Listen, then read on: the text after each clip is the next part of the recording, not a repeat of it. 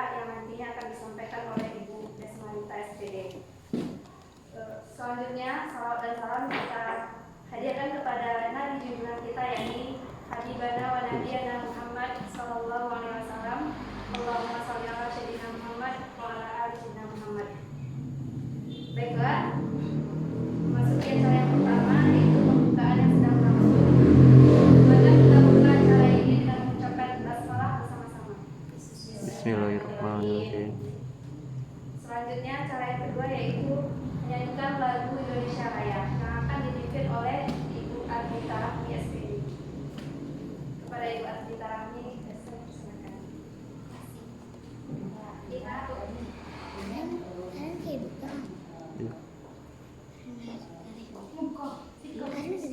Hadirin kita berdua.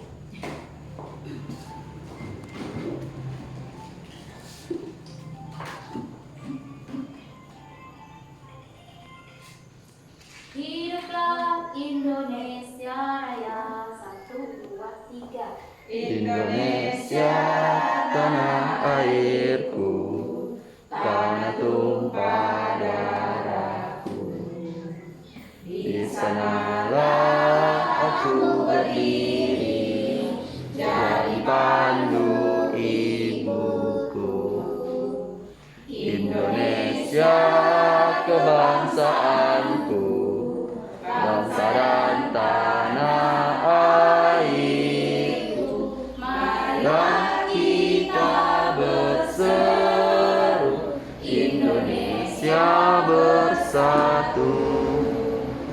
Hiduplah tanahku, hiduplah negeriku, bangsaku, rakyatku semuanya. Bangunlah jiwanya, bangunlah badannya untuk Indonesia Raya. Indonesia Raya, merdeka, merdeka, tanahku, negeriku yang ku cinta. Indonesia Raya, merdeka, merdeka, hiduplah Indonesia Raya. Indonesia Raya, merdeka, merdeka, tanahku, negeriku yang ku cinta. Indonesia Raya, merdeka, merdeka, hiduplah Indonesia Raya.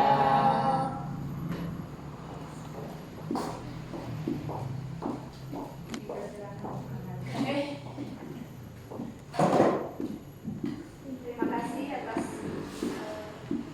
menyanyikan lagu Indonesia Raya. Selanjutnya, marilah kita dengarkan sepatah dua kata-kata dari Ibu Kepala Sekolah SDN 13 Tanjung Bonai. Kepada Ibu Magdalena, dipersilakan.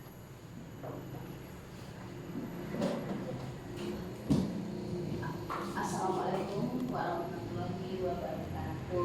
Waalaikumsalam warahmatullahi wabarakatuh. Yang kita hormati ibu-ibu Majelis Guru SDN 13 Tanjung Bonai, kemudian yang kami banggakan yaitu guru penggerak kami, yaitu Ibu Desmarita SPD. Pertama, marilah kita bersyukur kehadirat Tuhan Yang Maha Kuasa, yang mana pada siang hari ini kita telah dapat pula berkumpul di ruangan kelas 1 ini, yakni dalam rangka pelaksanaan kegiatan program guru penggerak oleh guru kita. Kemudian selawat beriring salam tidak usahnya kita sampaikan kepada junjungan kita, yakni Nabi Muhammad SAW, yang telah membawa umat manusia dari alam yang kurang berilmu pengetahuan sampai kepada alam yang berilmu pengetahuan, yang sama-sama dapat kita nikmati, kita rasakan dan kita manfaatkan pada saat ini, termasuk kegiatan yang kita laksanakan pada siang hari ini.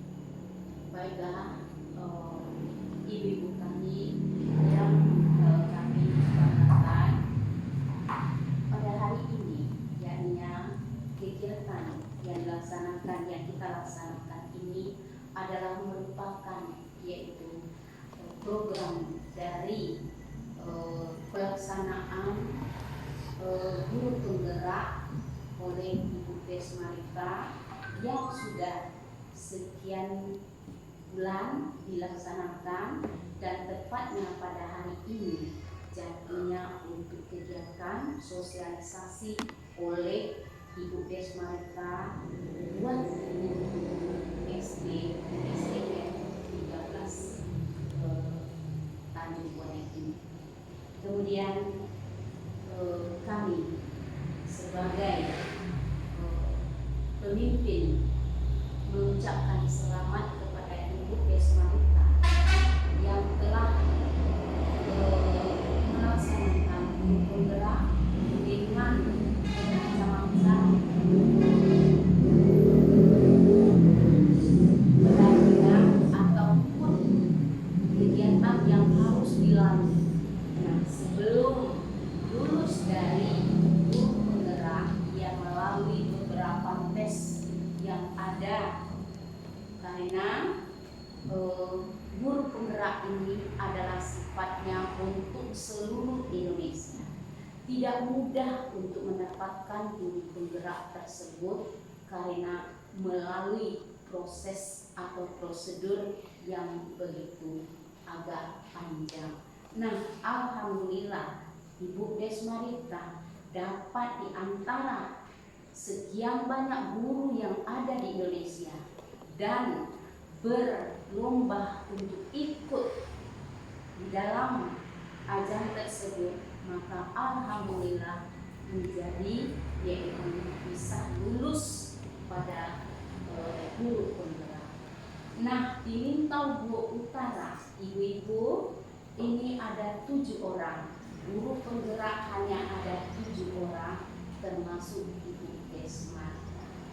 Kami sangat mendukung yaitu program ini yang dicanangkan oleh Menteri Pendidikan dan Kebudayaan, sehingga guru-guru yang ada di Indonesia ini akan dapat melaksanakan tugas yang begitu bagus dan sesuai dengan permintaan ataupun permintaan pemerintah.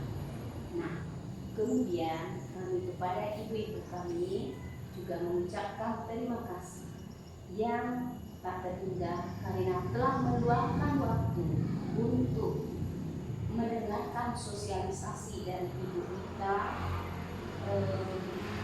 yang sudah tersita waktu ibu-ibu untuk pergi kegiatan yang lain. Nah, untuk itu kami memberikan apresiasi yang sangat tinggi kepada Ibu Desmarita. Mudah-mudahan ini akan memotivasi bagi guru-guru kita di sekolah ini dan pada umumnya di Minto. Nah, untuk program selanjutnya, apabila ada kegiatan-kegiatan untuk murid, kami pun ikut akan mendorongnya dan akan membolehkan untuk pelaksanaan tersebut. Mungkin itu yang dapat kami sampaikan. Sebenarnya kita semuanya mendengarkan dengan baik, kemudian apa yang disampaikan oleh Desmarita nantinya hendaknya menjadi pelajaran bagi kita semua. Assalamualaikum warahmatullahi wabarakatuh.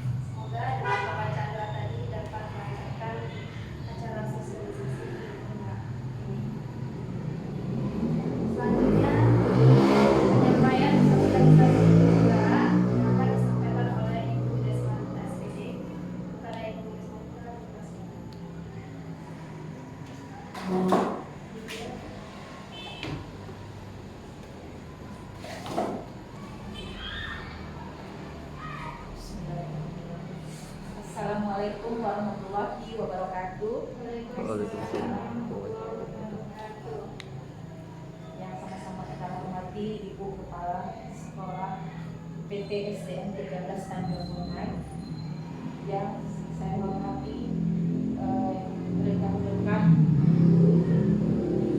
yang hadir pada hari ini di SDN 13 Tanjung Bonai. Selamat siang saya ucapkan kepada Bapak Ibu semuanya.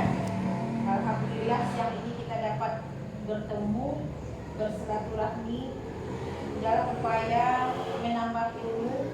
Semoga apa yang kita dapatkan pada hari ini mendapat berkah. Sebelumnya mari kita bersyukur kepada Allah Subhanahu wa taala bahwa dengan rahmat dan karunia-Nya kita masih diberi kesempatan, kesehatan untuk bersilaturahmi, menambah pengetahuan kita, dan seperti yang dikatakan bahwa barang siapa yang menambah ilmu maka akan ditinggikan derajatnya. Selanjutnya salawat dan salam sama-sama kita kirimkan kepada Nabi kita Nabi Muhammad SAW dengan mengucapkan Allahumma sholli ala Muhammad wa ala ali Muhammad. Bapak Ibu hebat yang saya hormati, di sini kita akan belajar bersama. Saya hanya sebagai diberi tugas untuk menyosialisasikan program guru penggerak modul 1, yaitu terutama tentang budaya positif di sekolah. Jadi di sini bukan berarti saya lebih pengetahuan lebih dari Bapak Ibu, bukan seperti itu. Tapi di sini kita untuk belajar bersama untuk anak didik kita dan menyosialisasikan apa yang telah kami dapat selama pendidikan beberapa bulan ini. Baiklah Bapak Ibu semuanya, langsung saja kita mulai.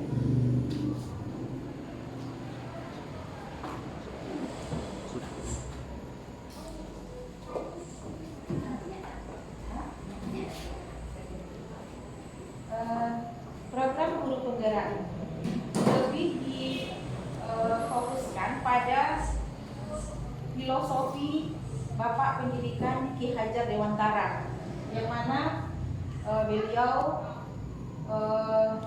semboyannya ini Ingarso Sungkulodo Madio Mangunkarso Suburi Handayani, yang digunakan dalam dunia pendidikan.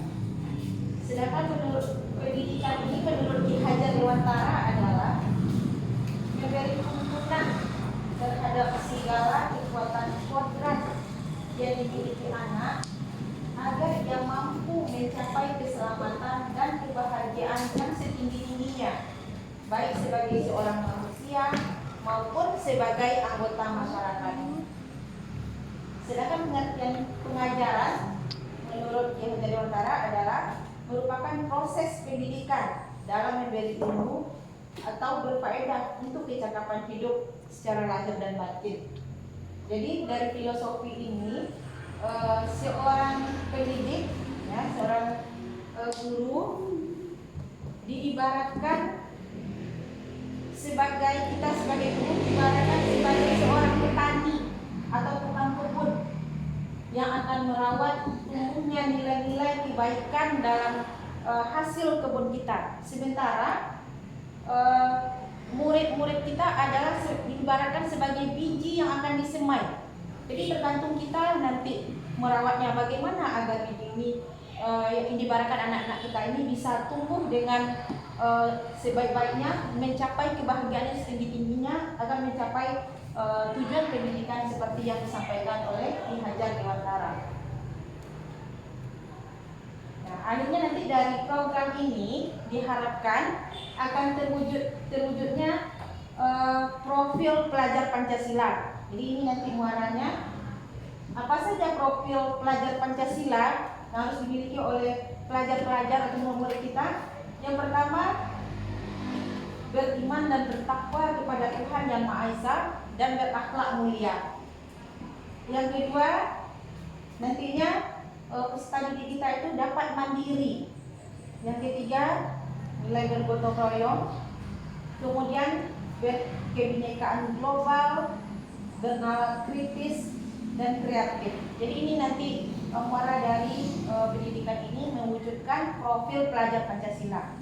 Jadi di sini kita betul-betul diharapkan seperti tukang kebun, betul menghamba untuk keberhasilan peserta didik kita.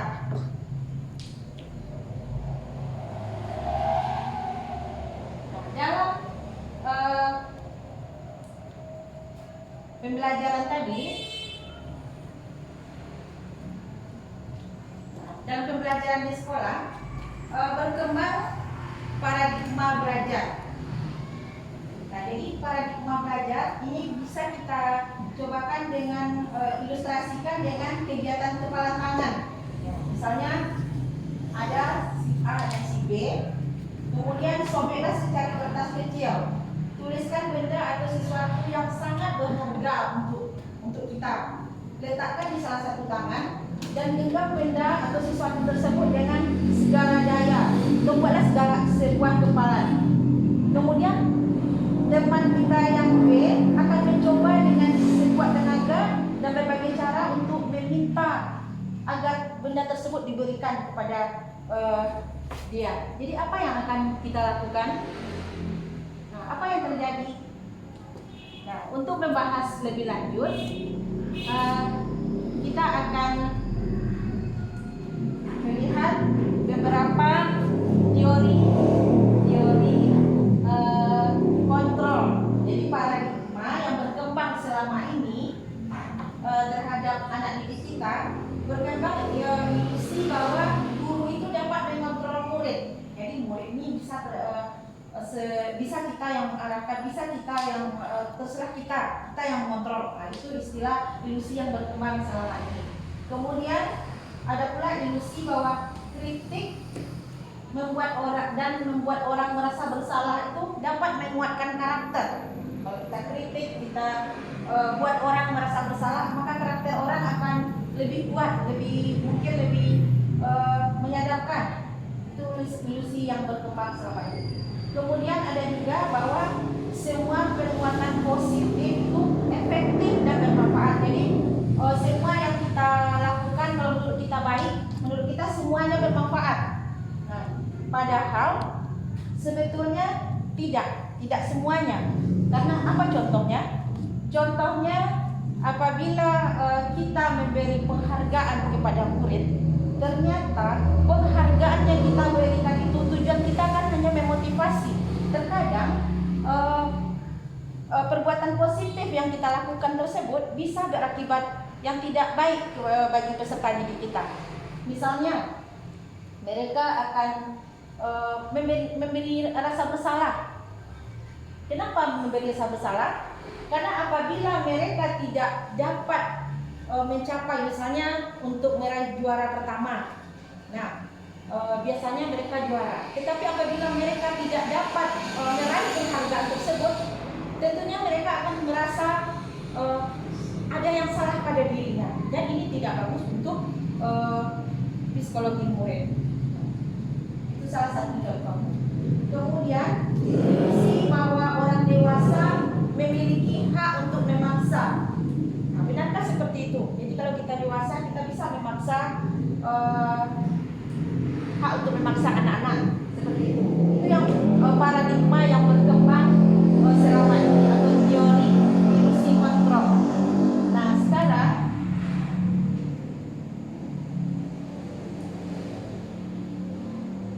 seperti yang tadi, bisakah kita mengontrol seseorang? Seperti tadi guru bisa mengontrol murid, orang dewasa bisa mengontrol anak-anak.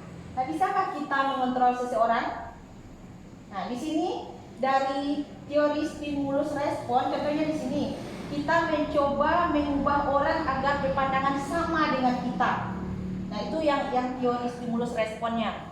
Nah, yang teori kontrol itu, perubahannya itu, ini yang akan kita lakukan. Kita berusaha memahami pandangan orang lain tentang dunia.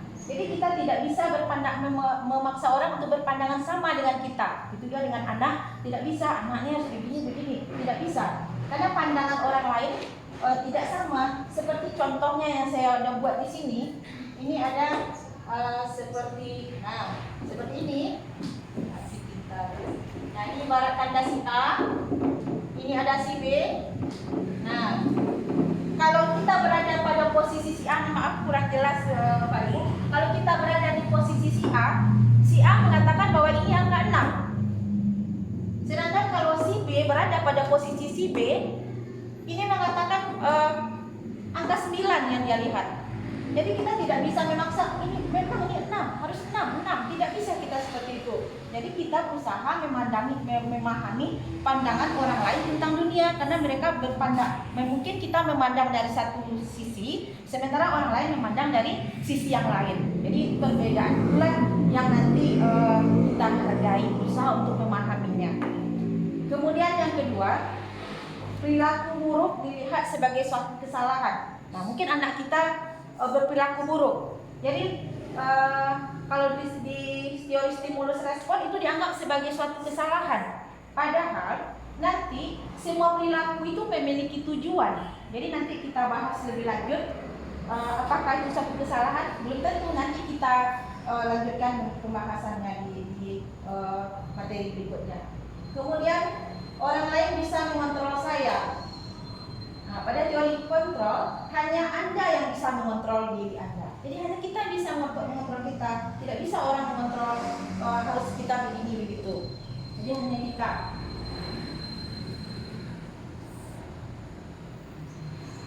Nah, kemudian saya bisa mengontrol orang lain. Nah, kebalikan tadi, saya yang mengontrol orang lain juga tidak bisa. Kita hanya bisa, Anda tidak bisa mengontrol orang lain. Kita hanya bisa mengontrol diri kita sendiri. Nah, kemudian stimulus respon yang selanjutnya, pemaksaan ada pada saat bujukan. Jadi dipaksa dengan cara dibujuk. Kalau di sini tidak, dengan teori kontrol ini dengan cara kolaborasi. Nah, ini dia kolaborasi, konsensus, menciptakan pilihan-pilihan baru. Jadi istilahnya dengan berkolaborasi dan bermusyawarah menciptakan mana yang terbaik dalam menyelesaikan suatu masalah. Kemudian pada teori stimulus respon ada model berpikirnya menang kalah. Jadi kalau ini menang, ini kalah. Tapi pada teori kontrol tidak ada istilah menang kalah, yang ada keduanya menang. Jadi solusinya win-win solution atau berpikir menang-menang. Nah, itu yang akan kita ciptakan untuk menciptakan budaya positif. Nah, selanjutnya dalam penerapan budaya positif ini berkaitan dengan disiplin. Nah, selama ini kita mungkin agak memahami makna disiplin ini berbeda. Sebetulnya disiplin ini berasal dari bahasa Latin. Nah, yaitu disiplina yang artinya belajar. Jadi bukan disiplin ini yang kita tahu selama ini. Disiplin ini, oh ini hukuman, kalau disiplin ini untuk berkaitan dengan aturan-aturan segala macam. Jadi sebetulnya disiplin ini artinya belajar. Jadi mana asal dari kata ini berkonotasi dengan disiplin diri dari murid-murid Socrates dan Plato. Ini asalnya. Kemudian disiplin diri membuat orang menggali potensinya menuju sebuah tujuan, apa yang dia hargai. Nah, inilah arti disiplin yang sebenarnya. Nah, namun dalam budaya kita, makna kata disiplin telah berubah menjadi sesuatu yang dilakukan seseorang pada orang lain untuk mendapatkan kepatuhan. Nah, jadi itu selama ini yang disiplin yang kita dengar artinya selama ini. Kemudian, kecenderungan umumnya adalah menghubungkan kata disiplin dengan ketidaknyamanan. Selama ini kan disiplin berarti ini ketidaknyamanan, itu selama ini. Bukan dengan apa yang kita hargai atau pencapaian suatu tujuan yang mulia. Nah, kenapa tidak kita robah ini untuk kalau ini yang saya yakini, ini tujuan saya seperti ini. Nah, kalau ini sudah mencapai ke sini, itulah nanti yang maknanya disiplin yang sebenarnya.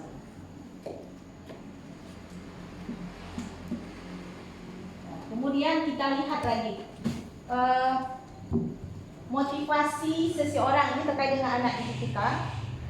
Teori motivasi perilaku manusia. Jadi apa motivasi seseorang itu melakukan suatu kegiatan? Ini terbagi 3. Yang pertama, untuk menghindari ketidaknyamanan. Menghindari ketidaknyamanan atau untuk menghindari hukuman. Contohnya, saya tidak mau terlambat, nanti kalau saya terlambat nanti dihukum oleh ibu guru. Ini motivasinya berasal dari luar dirinya, karena ini takut dari guru. Guru ini kan orang luar dari dirinya, itu yang ditakutkannya.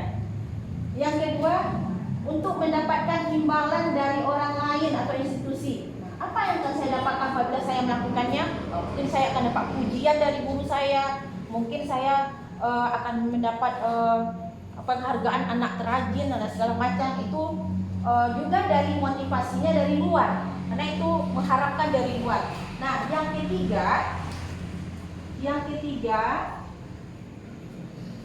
nah ini motivasi seseorang melakukan sesuatu adalah untuk menghargai dirinya sendiri, menjadi insan sesuai harapannya.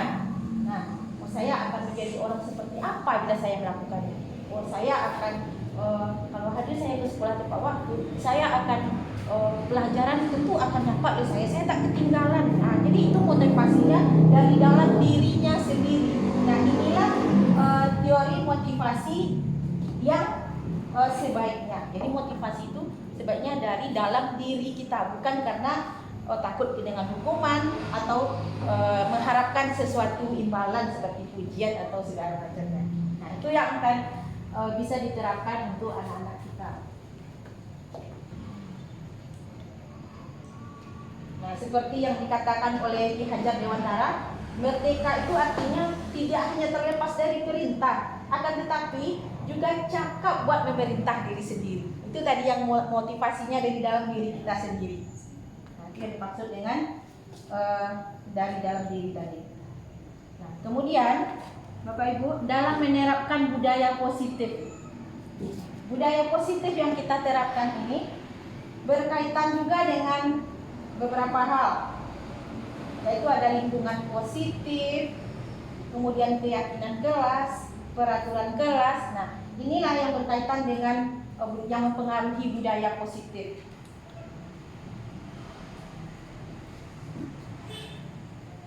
Selanjutnya, nah ini dia. Keyakinan kelas, hukuman dan penghargaan. Mengapa tidak peraturan saja? Mengapa harus keyakinan kelas? Mengapa kita harus memiliki peraturan? Nah, kenapa ada keyakinan kelas? Kenapa tidak peraturan saja? Apa bedanya antara keyakinan kelas ini, hukuman? Apa bedanya? Ini contohnya. Mengapa kita memiliki peraturan harus menggunakan helm bila mengendarai kendaraan roda 2? Mengapa kita memiliki peraturan 3M, menggunakan masker, mencuci tangan dan menjaga jarak? Mengapa kita memiliki peraturan harus datang tepat waktu pada saat mengikuti pelatihan? Nah, itu semuanya perbedaan bisa kita bedakan nanti antara peraturan dan keyakinan kelas. Masuk di sini ada hukuman dan konsekuensinya. Ini dia kesepakatan kelas. Nah, apa itu yang kesepakatan kelas? Kesepakatan kelas itu Bapak Ibu, seperti yang sudah juga saya lakukan di kelas ini, yaitu pertama sekali kita membuat kesepakatan dengan murid-murid kita, apa yang kita sepakati untuk dilakukan di kelas. Nah, seperti yang Bapak Ibu lihat bisa yang ditampilkan yang saya tempel di belakang, itu adalah kesepakatan kelas. Ini salah satu contohnya kesepakatan kelas.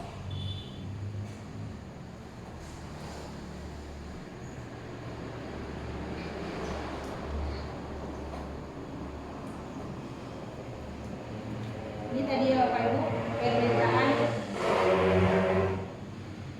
ini hukuman atau sanksi tadi. Dan bedanya nanti dengan kesepakatan kelas. Masukkan di sini dulu. Ini berapa contohnya? Apa bedanya tadi hukuman dengan konsekuensi? Ini contohnya. mencatat 100 kali di dalam buku kalimat, saya tidak akan terlambat lagi karena terlambat ke sekolah. Nah, ini sanksi atau konsekuensi. Ternyata ini adalah hukuman. Lari mengelilingi lapang basket 2 kali karena terlambat hadir di sekolah, ini juga hukuman. Nah, mana yang sanksi atau konsekuensi? Nah, ini menggantikan kertas tugas teman yang telah dicoret-coret. Nah, ini yang namanya sanksi. Kalau ini hukuman, membersihkan tumpahan air di meja tulis karena tersenggol pada saat belajar, ini adalah sanksi atau konsekuensi. Jadi dengan adanya sanksi konsekuensi ini bisa membuat anak-anak bertanggung jawab. Beda dengan hukuman. Nah, ini apa perbedaannya antara hukuman dengan sanksi atau konsekuensi? Ini dia perbedaannya. Hukuman adalah sesuatu yang menyakitkan harus terjadi. Waduh, saya nanti hari kena marah ini. Nah, itu kan menyakitkan untuk anak, Ibu. Sementara kalau sanksi atau konsekuensi, sesuatu harus terjadi tetapi tidak menyakitkan, itu bedanya. Kalau di hukuman ada yang menyakitkannya nih.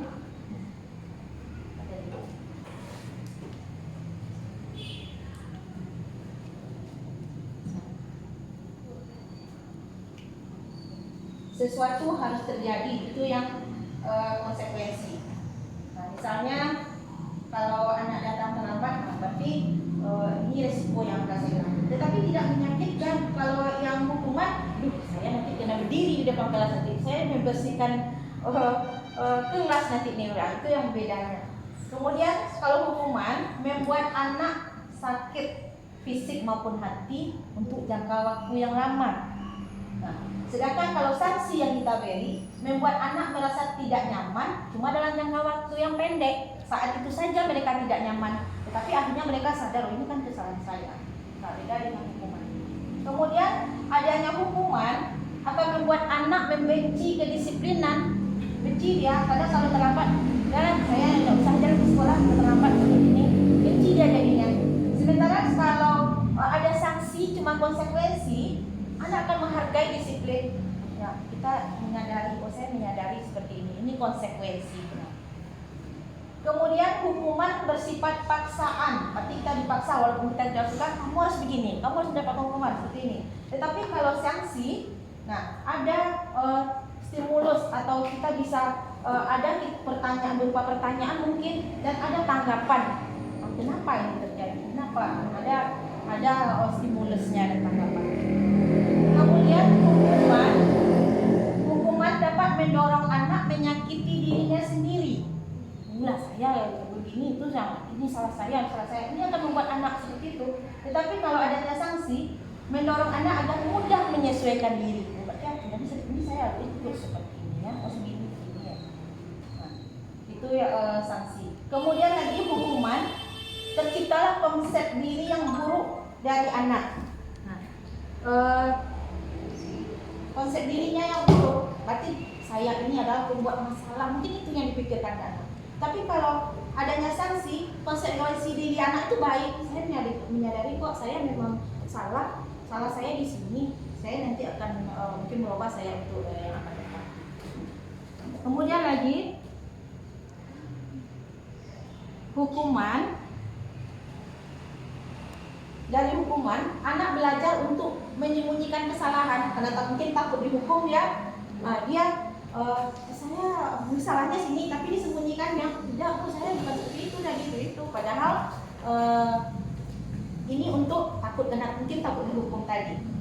Nah, kalau dengan adanya sanksi atau adanya konsekuensi, anak belajar untuk mematuhi peraturan. Jadi dia tidak mungkin dia jujur. Iya Bu, saya begini tadi. Oh iya, saya lain kali saya akan berubah. Dia tahu nanti aturannya dan akan berusaha untuk mematuhi aturan. Kemudian hukuman membuat anak marah, merasa bersalah, dipermalukan, merasa tak dihargai. Itu kalau hukuman. Tetapi kalau sanksi, anak kehilangan hak. Maksudnya di sini, misalnya kalau dia terlambat ke sekolah, tentu dia kehilangan hak untuk dapat ikut kegiatan sekolah karena dia sudah terlambat. Kemudian dibuat tidak nyaman, dia tidak nyaman hanya diasingkan untuk sementara waktu, jadi bukan untuk jangka panjang. Nah, itu tadi perbedaan hukuman, sanksi, dan konsekuensi. Kemudian lagi kita lanjut ke kebutuhan dasar manusia. Apa maksudnya ini Bapak Ibu? Nah, apabila seseorang melakukan sesuatu, berarti ada kebutuhan dasarnya yang tidak terpenuhi. Nah, kebutuhan dasar manusia itu ada 5. Yang pertama, cinta kasih atau diterima. Dia ini butuh disayangi, butuh diterima di lingkungan tersebut. Nah, apabila ini tidak terpenuhi, mungkin dia akan membuat suatu masalah atau suatu yang akan membuat dia supaya suatu perbuatan supaya dia bisa diterima, supaya dia bisa disayangi. Nah, akan dibuatnya suatu perbuatannya. Kemudian kebutuhan yang kedua adalah kebutuhan penguasaan. Kebutuhan penguasaan. Jadi dia ada pula yang ingin berkuasa. Contohnya di kelas anak-anak. Kenapa kamu ambil buku si A? Kita tanyakan kepada anak. Ya Bu, saya kan lebih kuat dari dia Bu. Nah, itu berarti dia sudah kebutuhan penguasaannya itu ya yang tidak terpenuhi. Jadi dia lampiaskan dengan kegiatan-kegiatan di sekolah. Kemudian kebutuhan bertahan hidup. Nah, kalau bertahan hidup tentu berkaitan dengan kebutuhan pokok. Berarti apa yang dilakukannya, berarti kebutuhan yang bertahan hidupnya itu tidak terpenuhi. Kemudian kebutuhan kesenangan. Bagaimana yang kebutuhan kesenangan? Nah, yang kesenangan contohnya anak mengolok-olok temannya, kemudian temannya menangis. Kemudian kita tanya, mengapa kamu buat si C menangis tadi? Saya senang Bu melihat dia menangis tuh, saya senang melihatnya Bu. Menarik menurut saya dia menangis. Jadi itu merupakan berarti kebutuhan kesenangan yang dia inginkan. Kemudian ada lagi kebutuhan kebebasan. Nah, kebutuhan kebebasan contohnya di kelas anak-anak belajar. Kemudian dia tidak membuat tugas. Kenapa Andi? Kenapa kamu tidak buat tugas? Saya bosan Bu, saya ingin bermain, saya ingin keluar. Nah, berarti dia ingin, kebutuhannya adalah kebebasan. Itu yang dia butuhkan. Jadi itu nanti dari sana kita menganalisa. Dari sini nanti perilaku tadi dapat kita analisa mana kebutuhan yang tidak terpenuhi, dan itu nanti bisa kita penuhi.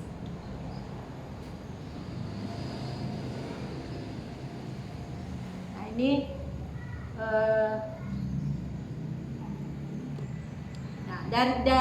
dari perilaku tadi, Bapak Ibu, dari perilaku tadi, sebagai guru kita mempunyai posisi kontrol kita.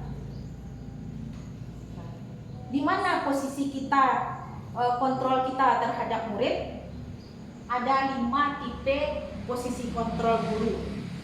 Yang pertama, tipe guru penghukum. Yang kedua, tipe pembuat orang merasa bersalah. Yang ketiga, tipe teman. Yang keempat, tipe pemantau. Yang kelima, tipe manajer. Nah, manakah yang terbaik di antara tipe-tipe ini, Bapak Ibu? Teman. Nah, nanti kita pelajari. Nah, di sini ya. Bagaimana yang penghukum? Nah, kita lihat. Nah, apa yang dilakukan guru? Nih, guru berbuat. Berarti yang dilakukan guru kalau tipe dia penghukum, menghardik, menunjuk-nunjuk, menyakiti, menyindir. Nah, itu adalah tipe penghukum. Kalau dia hati muridnya, mungkin kamu ini, kamu nakal, semacam, kamu ini menyindir, kamu ini, menyindir lah pokoknya yang. Berarti dia termasuk guru itu tipe penghukum. Nah, kamu awas ya kalau kamu ini yang dikatakan guru. Awas ya kalau kamu tidak melakukannya, kamu nanti akan begini-begini. Itu kata guru. Nah, apa hasil yang didapat kalau seperti itu? Hasilnya nanti murid akan memberontak, menyalahkan orang lain dan bisa saja berbohong karena dia takut dengan hukuman tadi. Nah, kaitannya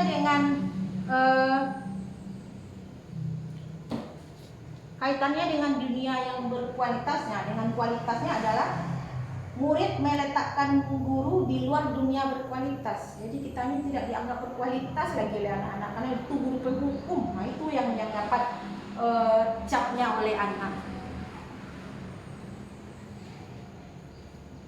Nah, ini yang dikatakan murid, biarkan saja, nanti juga marah-marah lagi. Nah, jadi kita tidak dihargai lagi anak seperti itu. Nah, dampaknya apa? Kalau kita melakukan hukuman seperti itu, anak ini akan selalu mengulangi kesalahannya karena dia bukannya sadar, tetapi dia cuma takut dihukum dan kadang dia juga sudah kebal hukum. Biarkan aja lah, dihukumlah nanti, apa-apa. Itu yang tipe penghukum, guru penghukum. Kemudian ada lagi guru tipe membuat orang merasa bersalah. Nah, membuat orang merasa bersalah ini, ibu kecewa dengan kamu. Seharusnya kamu seperti ini. Orang tua kamu sudah payah menyekolahkan kamu, sudah memberi uang jajan segala macam. Sementara kamu di sini seperti ini. Jadi ini akan membuat anak merasa bersalah. Ya. Saya anak tidak berguna ya. Nah, saya menyusahkan orang tua. Saya tidak bisa diandalkan. Nah, ini yang dikatakan guru. Kamu seharusnya sudah tahu. Ibu lelah mengatakanmu. Kamu juga stres ibu pemikiran kamu. Nah, itu contoh-contoh perkataannya. Nah, hasilnya nanti anak juga akan menyangkal atau berbohong. Kaitannya dengan dunia berkualitas, murid mungkin meletakkan guru di dalam dunia berkualitas. Mungkin murid menghargai guru, tetapi dalam dirinya dia merasa rendah diri, akan timbul rasa rendah diri. Aduh, selama ini saya anak tak berguna. Nah, seperti itu contohnya. Jadi walaupun dia menghargai guru, tetapi akan efeknya membuat murid merasa rendah diri. Kemudian tipe teman. Nah, bagaimana yang tipe teman? Nah, lakukanlah demi ibu. Nah, ibu akan bantu kamu. Kamu ini lakukan ya demi ibu. Nah, apa hasilnya? Ya di sini murid akan guru akan membuat alasan untuk muridnya. Nah, akibatnya apa hasilnya? Hasilnya anak akan ketergantungan. Jadi murid ini menghargai guru, cuma apabila nanti kita tidak berhasil untuk menuruti kemauannya, nah disitulah mereka nanti akan kecewa. Nah, selama ini saya pikir bapak ibu sebagai teman, ternyata begitu. Jadi akibatnya anak akan menjadi lemah dan tidak mandiri serta ada ketergantungan terhadap nanti kalau posisi sebagai teman. Kemudian posisi sebagai pemantau. Nah, kalau pemantau pemantau bagaimana? Berarti kan melihat-lihat ya bapak ibu ya. Nah, lihat, dipantau-pantau. Hari ini lihat seperti itu, besok lihat lagi seperti itu. Nah, hari ini yang dilakukan murid, besok ini yang dilakukannya. Jadi guru di sini menghitung dan mengukur.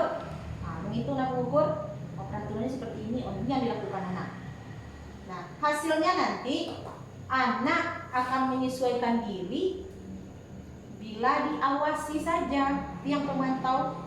Nah, murid meletakkan guru dan peraturan dan hukum dunia yang berkualitas, dia menghargai itu. Nah, tetapi dia akan ada sesuatu yang harus diawasi. Mungkin di sini dia akan menitikberatkan pada apa yang saya dapat. Itu nanti ujung-ujungnya. Kalau kita memantau-mantau seperti ini, nah nih menitikberat pada sanksi atau hadiah kan yang kita dapat. Mungkin berapa banyak bintang yang harus saya peroleh, berapa halaman yang harus saya tulis. Jadi ini di sini tidak membuat anak itu merasa mandiri, ada yang diharapkannya. Selanjutnya posisi manajer.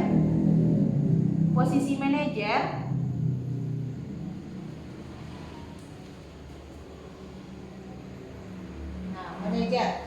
Nah, inilah yang posisi manajer. Di sini guru berbuat mengajukan pertanyaan-pertanyaan. Jika ada yang dilakukan anak, diajukan pertanyaan, mengapa begini? Siapa? Dengan siapa? Apa alasannya? Kenapa? Bagaimana caranya? Nah, itu jadi di sini guru mengajukan pertanyaan-pertanyaan. Nah, guru berkata, apa yang kita yakini? Apa yang bisa kita lakukan? Apa yang bisa kita lakukan untuk memperbaiki masalah ini? Misalnya ini lakukan. Sekarang apa yang kita lakukan? Ini yang terjadi. Apa yang kita yakini apa? Bolehkah seperti ini? Yang nak lakukan seperti ini bolehkah? Selanjutnya hasilnya akan menguatkan pribadi. Di sini kaitannya dengan dunia berkualitas, murid meletakkan dirinya sebagai individu yang positif dalam dunia berkualitas. Kemudian murid akan meyakini dari dirinya untuk berubah ke arah yang lebih baik. Bagaimana saya akan memperbaiki keadaan ini? Jadi murid akan mengevaluasi dirinya, bagaimana cara memperbaiki. Nah, ini jika guru berperan sebagai manajer. Jadi yang terbaik adalah tipe guru sebagai manajer. Sekian dulu. Ya. Sedikit lagi Bapak Ibu.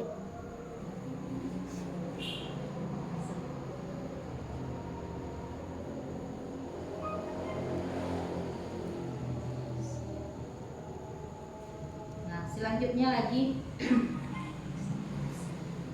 ini materi kita yang terakhir, yaitu restitusi. Apa itu restitusi? Nah, di sini kita lihat dulu Bapak Ibu. Ciri-ciri restitusi itu apa? Ada 9 ciri-ciri restitusi.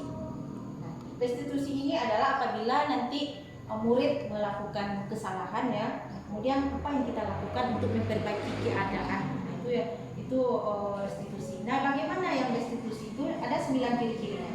Yang pertama, restitusi ini bukan untuk menebus kesalahan.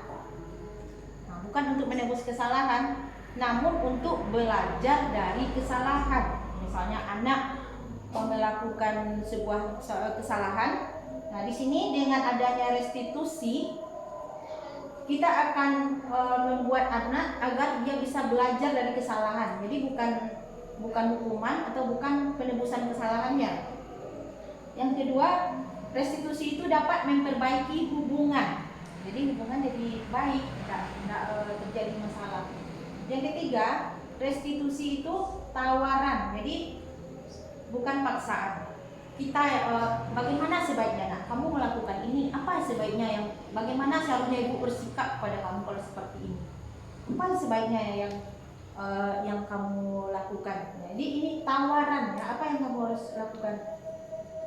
Kemudian restitusi menuntun untuk melihat ke dalam diri agar dia mengevaluasi dirinya.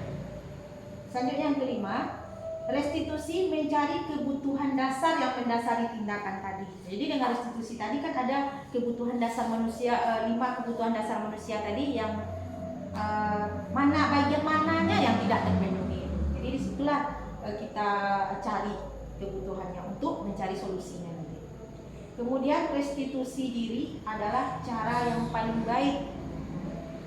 Kemudian restitusi ini fokus pada karakter.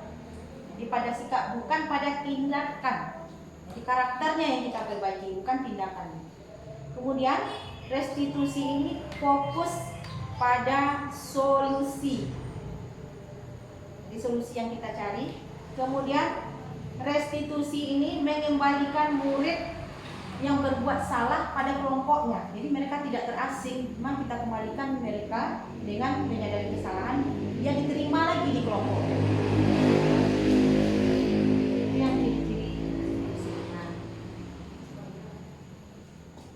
Jadi berkaitan dengan restitusi ini Bapak Ibu, kita akan mempelajari bagaimana menyelesaikan masalah menggunakan segitiga restitusi. Di sini ada 3 caranya. Cara yang pertama, nih, kita akan memvalidasi tindakan yang salah, kemudian ini menanyakan keyakinan, kemudian menstabilkan identitas. Bagaimana saja hal ini Bapak Ibu? Mari kita ulas.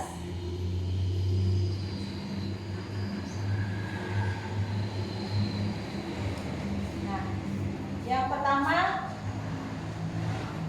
tentang memvalidasi tindakan yang salah. Ini bisa pertanyaan yang kita lontarkan seperti ini. Misalnya anak melakukan suatu kesalahan. Apa alasan kamu melakukan itu? Nah, adakah cara yang lebih efektif untuk mendapatkan yang kamu butuhkan? Dengan tidak cara seperti ini. Nah, kamu melakukan seperti ini. Nah, berdasarkan apa? Apa yang kamu dapat? Kemudian bisakah dengan cara seperti ini? Dengan baik-baik misalnya anak berebut mainan temannya. Nah, kenapa kamu buat seperti itu? Bisakah dengan cara kamu minta baik-baik, dengan tidak direbut-rebut seperti itu? Itu merupakan kita memvalidasi. Jadi yang kita kesalahan yang dibuat anak, nah kita arahkan untuk mana yang baiknya. Nah, dia tentu ada alasannya melakukan itu. Kita mengetahui hal itu dan kita cari caranya dengan mengajukan pertanyaan-pertanyaan apa yang bisa kamu lakukan lebih baik daripada seperti ini. Kemudian menanyakan keyakinan.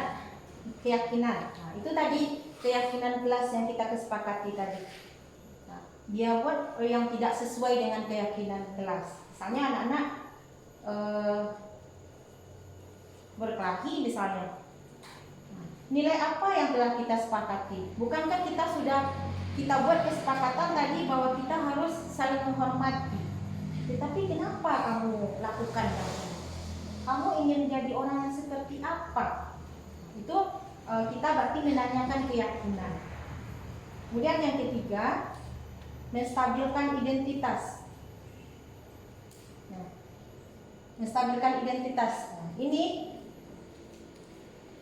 kita mungkin murid sudah merasa bersalah. Nah, kita buat stabil suasananya. Gimana caranya? Jika anak-anak yang merasa gagal karena berbuat salah itu, kita buat menjadi dia mempunyai nilai positif terhadap dirinya. Nah, mungkin guru berkata, berbuat salah itu hal yang wajar. Nah, tidak ada manusia yang sempurna. Bapak Ibu juga mungkin berbuat salah. Tapi kita bisa menyelesaikan masalah ini. Bapak Ibu ini contohnya. Bapak Ibu tidak tertarik untuk mencari tahu siapa yang benar, siapa yang salah. Bapak Ibu lebih tertarik untuk menyelesaikan masalahnya. Kalau kamu menyalahkan dirimu sendiri terus-menerus, apakah kamu bersikap baik pada dirimu sendiri? Jadi ini kita stabilkan lagi. Kalau anak sudah merasa dia tahu dengan kesalahannya, dia merasa bersalah, nah kita stabilkan dia untuk bisa berubah. Ini dari yang validasi tindakan masalah tadi Bapak Ibu. Tujuannya adalah membantu murid mengenali kebutuhannya, kebutuhan yang ingin dipenuhinya ketika melakukan kesalahan itu. Pada dasarnya setiap tindakan manusia tujuannya adalah memenuhi kebutuhan dasar tadi. Apakah itu kebutuhan ingin berkuasa, kebutuhan kebebasan, kebutuhan akan kasih sayang, kebutuhan kesenangan, atau kebutuhan bertahan hidup. Jadi dari sini kita kenali dulu apa-apa saja yang dibutuhkan murid. Nah, kemudian baru kita berkata, misalnya seperti ini, kamu bisa saja melakukan hal ini, tapi kamu tidak melakukannya kan? Nah, kamu pasti punya alasan mengapa melakukannya. Apa yang penting bagi kamu? Ini tadi yang validasi tindakan yang salah. Ini menanyakan keyakinan. Seperti yang saya katakan tadi, ini dihubungkan dengan nilai-nilai atau kebajikan yang diyakininya, yaitu mendasari manusia berinteraksi dengan orang lain. Di sini guru akan berkata, apa nilai yang kita percaya di kelas atau sekolah kita? Nilai-nilai keyakinan apa yang telah kita sepakati? Kelas yang ideal itu seperti apa? Kamu ingin jadi anak yang seperti apa? Nah, itu salah satu contoh pertanyaan yang bisa kita ajukan dengan menanyakan keyakinan dalam menyelesaikan masalah-masalah yang dihadapi oleh anak-anak kita di sekolah. Jadi mungkin itu Bapak Ibu beberapa sedikit materi yang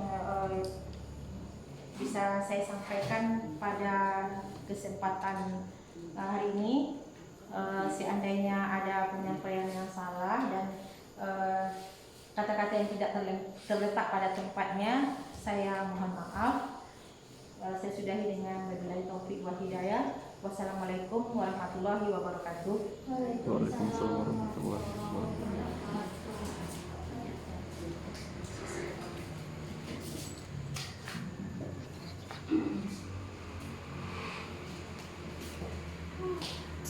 Terima kasih penyampaian materi oleh Ibu Desmarita.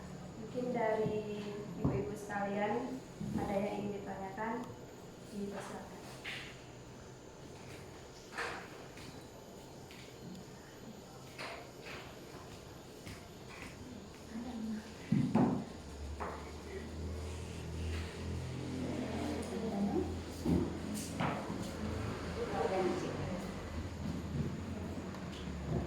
Kita dengarkan pertanyaan dari Ibu Margareta. Assalamualaikum warahmatullahi wabarakatuh. Waalaikumsalam. Sepanjang dari Ibu Rita sampaikan tadi memang adalah berharga buat kita semua. Kalau memang kita pahami memang untuk anak-anak kita dan untuk keberhasilan kita di dalam kelas, bagaimana cara kadang-kadang kita lupa, kadang-kadang kita masa lalu yang kita pakai di dalam pembelajaran, baik memarahi anak dan sebagainya. Rupanya dunia ini sudah berubah. Rupanya kadang-kadang yang baik bagi kita ternyata kurang baik dalam karena ada perubahan. Kemudian yang kami tanyakan adalah dari yang Ibu Rita sampaikan tadi, ada 5 tipe-tipe guru. Ada 5 tipe-tipe guru. Nah, bagaimana kalau tipe-tipe guru itu, kalau yang paling baik setelah kita lihat tadi, kita dengarkan pencerahan dari Ibu Rita, itu bermacam-macam. Kita pilih di sana guru tipenya yang paling baik adalah manajer. Kalau seandainya tipe yang harusnya begini, dari tipe-tipe itu boleh nggak digabungkan ketika kita memberikan menilai dari tipe-tipe tersebut. Hanya itu. Terima kasih. Langsung dijawab. Baik. Terima kasih atas pertanyaan Ibu. Saya akan mencoba untuk menjawabnya, Bu. Tadi ada 5 tipe-tipe posisi kontrol guru. Jadi maksudnya bukan tipe guru ya, Bang. 5 posisi kontrol gitu. Iya. Ya, mengontrol dulu ya. Ada penghukum, pembuat orang merasa bersalah, teman, pemantau, dan manajer. Di sini yang paling baik kan tadi manajer ya, Bu. Iya. Manajer. Nah, yang tidak ini dia, yang identitas gagalnya ini yang tipe ini. Motivasinya identitas gagal ini tipe penghukum dan membuat orang merasa bersalah. Nah, ini identitas berhasil suksesnya itu dari luar juga. Ini bisa tidak seburuk yang ini. ya, yang IPB hukum atau orang bersalah. Jadi menurut Ibu yang manajer tadi apakah bisa digabung gitu ya Bu? Ya, apakah bisa digabung? Apakah bisa digabung? Melihat situasi sedang mengapa anak kita, apakah bisa itu digabung? Ya. Nah, begini Bu, dari sini itu pertanyaan sangat bagus Bu.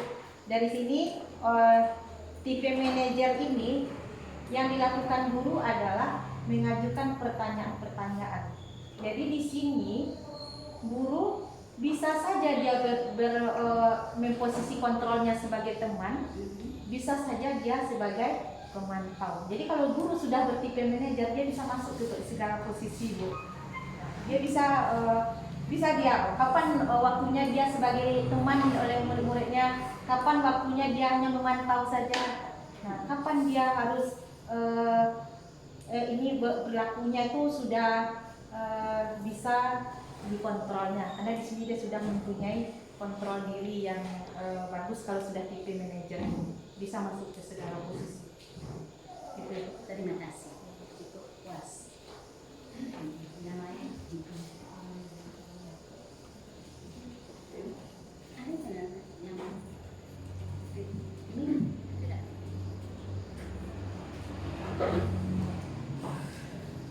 Selanjutnya apakah masih ada yang bertanya? Ada pertanyaan. Apakah Mas It? Siapa? Indah. Ini tanya mungkin tanya. Kalau tanya ini.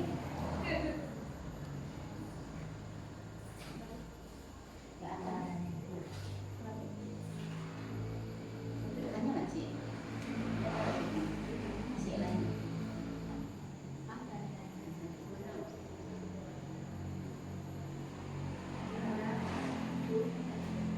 Mungkin ada yang kurang mengerti, Bapak Ibu silakan ditanyakan. Oh, perbedaannya sedikit ya Bu. Ya, Perbedaan antara hukuman sama sanksi tadi.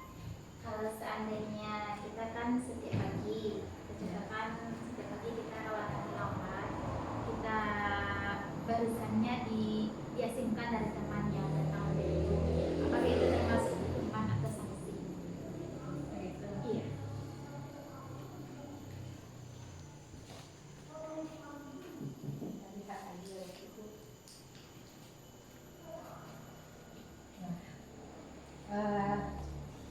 Jadi pertanyaannya membedakan antara hukuman dan sanksi ya Bu. Nah, baik Bu, saya akan mencoba menjawabnya.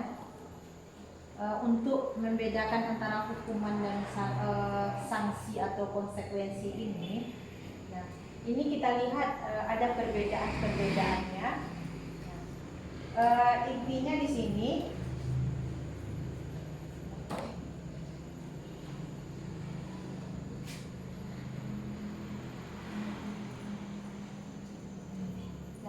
ini membuat anak menghargai disiplin itu sendiri. Jadi itu membuat mereka menyadari kesalahannya.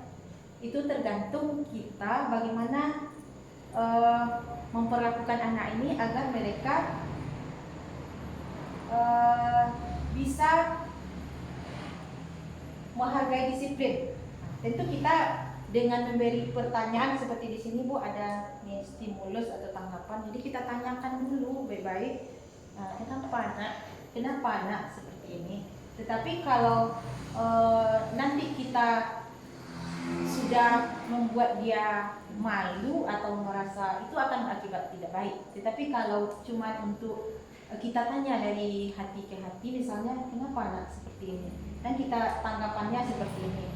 Kemudian kita kan bisa memantau nanti ya, apa dasar anak untuk melakukan sesuatu. Ada tadi kebutuhannya 5, kemudian teori motivasinya sudah kita pelajari tadi. Tentu kita gali dulu kenapa. Nah, contohnya seperti anak terlambat, misalnya jarak rumahnya jauh, misalnya kan jaraknya jauh, kemudian mungkin dia ke sekolah pakai ojek misalnya, atau ojeknya tidak ada. Jadi atau di antara orang tuanya rupanya orang tua yang mau mengantar itu hari itu tidak dapat mengantar. Jadi kita tanyakan dulu kalau memang alasannya itu masuk akal gitu, dan kita bisa melihat dari perilaku anak tadi.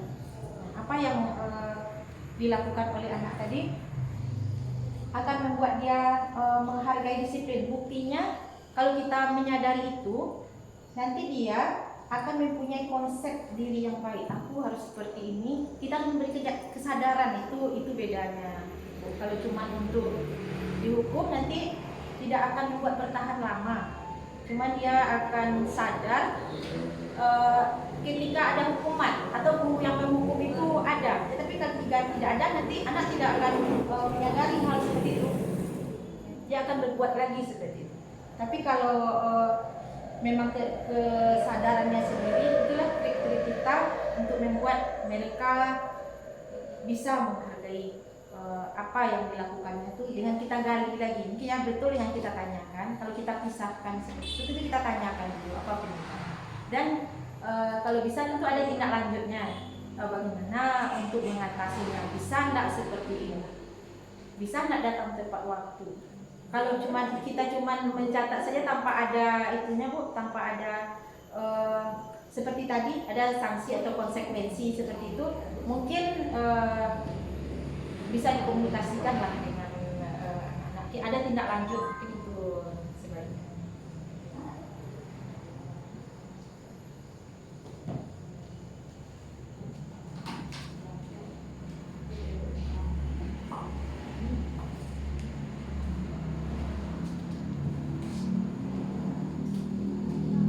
Terima kasih saya ucapkan kepada Ibu yang mulia, dan saya juga sudah menjelaskan.